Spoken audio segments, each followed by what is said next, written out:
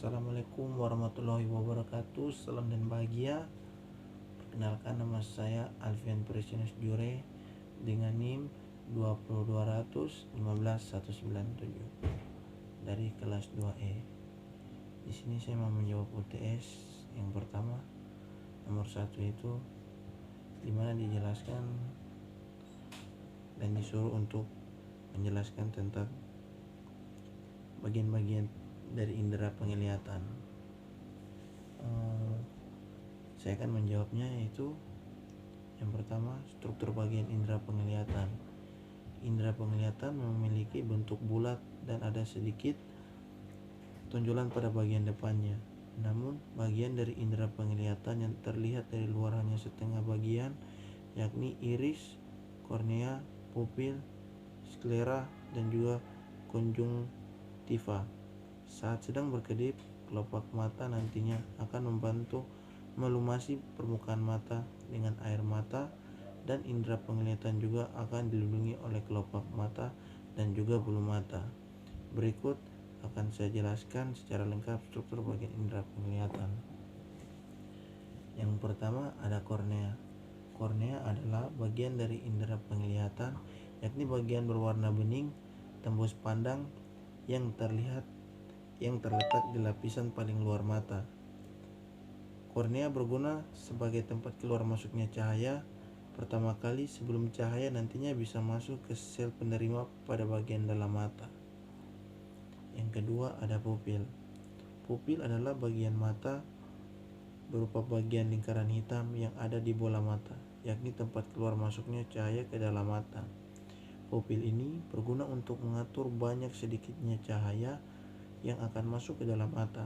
Sebagai contoh, pada saat terpapar cukup banyak cahaya, maka pupil akan secara otomatis akan mengecil sehingga cahaya yang datang masuk ke dalam mata juga tidak terlalu banyak. Sedangkan jika cahaya terlalu sedikit, maka pupil akan membesar supaya cahaya yang bisa ditangkap oleh mata bisa semakin besar. Yang ketiga ada iris. Iris juga menjadi struktur bagian indera penglihatan yang dimiliki warna dan letaknya ada di sekitar pupil. Iris ini yang akan memberikan warna berbeda-beda pada manusia tergantung dari ras, yang terkadang juga disebut dengan selaput pelangi.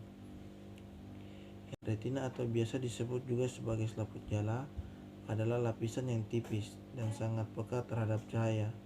Letak retina ini ada di bagian dinding terdalam yang berguna untuk menangkap bayangan benda. Retina memiliki reseptor cahaya yang disebut dengan sel batang atau basilos dan juga sel kerucut atau konus. Namun, untuk bagian retina belakang tidak memiliki kedua reseptor cahaya tersebut, sehingga ada bayangan benda yang jatuh pada titik tersebut maka tidak bisa dilihat oleh mata, yang dinamakan dengan titik buta. Retina sendiri terdiri dari beberapa bagian, yaitu yang pertama ada kones atau kerucut. Sel reseptor retina yang sensitif cahaya akan memberikan ketajaman visual dan juga warna yang paling banyak ada di daerah makula yang berfungsi pada saat cahaya yang diterima cukup banyak atau terang. Yang kedua ada batang sel peka cahaya. Ini merupakan sel reseptor khusus yang bekerja di tingkat cahaya rendah atau untuk penglihatan malam. Fungsinya adalah akan memberikan gerak dan kontras terang atau gelap sehingga bisa membuat visi periferal. Yang ketiga ada macula. Ini merupakan titik kuning yang ada di tengah berbentuk kecil yang mengelilingi fovea. Ini merupakan area penglihatan sentral akut yang dipakai untuk membaca serta membedakan detail serta warna yang halus. Yang ketiga ada fovea. Fovea merupakan lubang yang ada di makula untuk menghasilkan penglihatan yang paling tajam dan mengandung konsentrasi tinggi pada makula yang tidak memiliki pembuluh darah retina. Yang kelima ada sklera atau selaput putih. Sklera atau selaput putih ini merupakan bagian dinding putih mata yang berguna untuk melindungi struktur mata sekaligus membantu mempertahankan bentuk mata. Yang keenam ada lensa mata. Lensa mata merupakan bagian yang memiliki sifat transparan dan juga lunak.